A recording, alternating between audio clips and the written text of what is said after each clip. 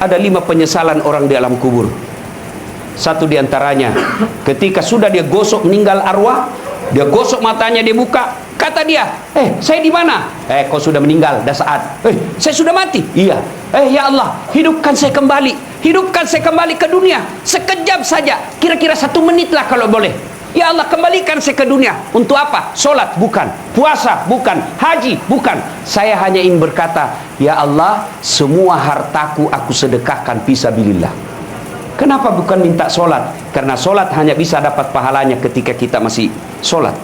Haji hanya bisa kita dapat ketika kita haji. Puasa hanya kita dapat ketika kita puasa. Tapi sedekah, meskipun sudah tulang belulang hancur, kita tetap mengalir. Itulah yang disebut sedekah jariah. Keliru Bapak Ibu yang Allah kasih rezeki, Bapak tidak bersedekah. Keliru. Dan alhamdulillah, makin bersedekah, Allah makin ganti. Maka almarhum almarhumah, insya Allah lapang kuburnya karena ada sedekah beliau. Yang ketiga, yang akan menolong kita di alam kubur adalah ilmu yang bermanfaat. Almarhum almarhumah, beliau suami istri, tokoh pendidikan. Itulah ilmu yang bermanfaat. Ketika diajarkan ilmu hukum kepada mahasiswanya, diajarkan tentang keadilan, lalu anak mahasiswanya menjadi pengacara yang membela dan menegakkan keadilan, selama itu juga amal-amal akan mengalir.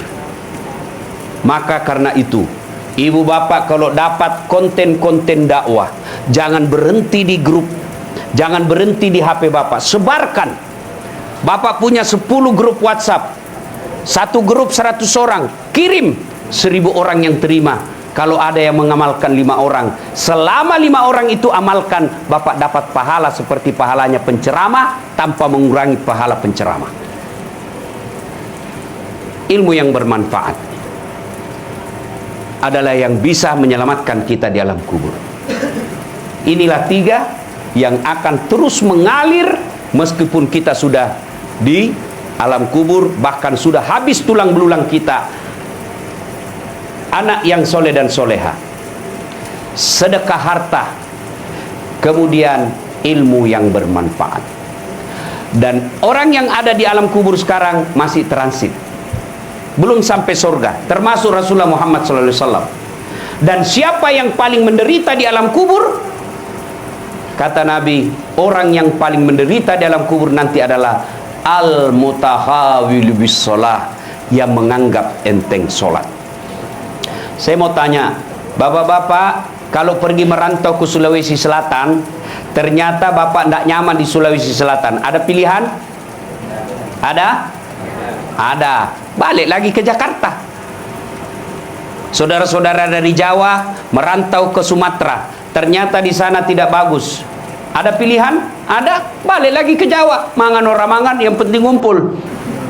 Iya. Iya toh? Bapak-bapak kalah pil caleg, ada pilihan? Kalah pilpres, ada pilihan? Ada. Tunggu lagi 5 tahun yang akan datang, kita tanding lagi. Ya, tidak disenang sama gubernur, ada pilihan? Ada. Apa? Pensiun dini. Selesai urusan, biar ada di situ kita lewat. Bukan lagi gubernurku. Iya kan? Ibu-ibu, suami cerewet, suami kasar, ada pilihan bu? Ada. Pulangkan saja aku pada ibuku atau ayahku. Selesai.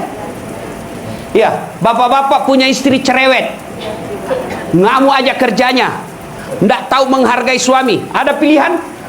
Ada. 2 pilihan. 1 tambah jadi 2. 2 cerai. Ada pilihan pak.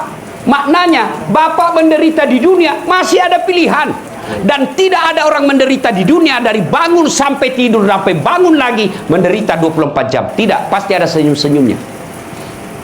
Tapi kalau bapak masuk kubur, ada pilihan?